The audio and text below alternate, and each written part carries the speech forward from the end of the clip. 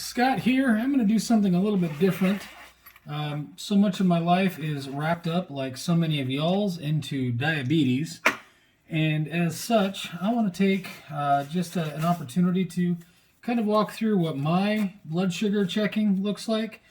It's going to be different for everybody, I think, at least in some ways.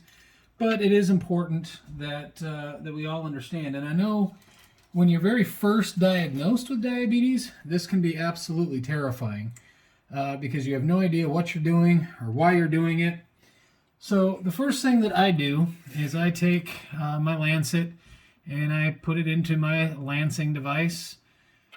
And then I'm going to screw it on here. I go for a depth of 3 and I'm going to cock it. So my lancing device is now cocked and ready to go.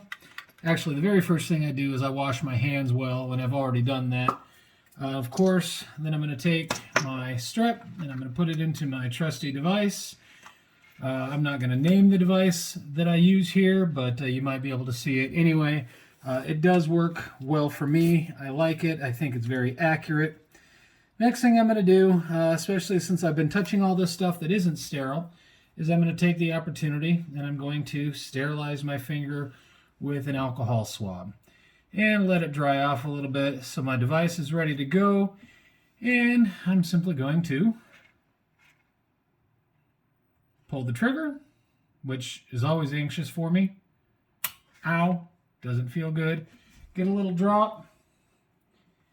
I wipe the first drop of blood off, and then I get just another little bit, don't need very much. Put it in, and we're going to get a reading. And in this case, I'm reading 119. This is 2 hours after my lunch. My lunch happened to be turkey sausage and tater tots. Yes, as a diabetic, I do eat tater tots. This has been 2 hours, and that is my reading after 2 hours. So it definitely is doing just fine for me. I'm actually going to be getting ready to go and do some cardio. I then take my Lancet and I put it in a hardened plastic device or jar and close it up, and I'm ready to go. Remove that.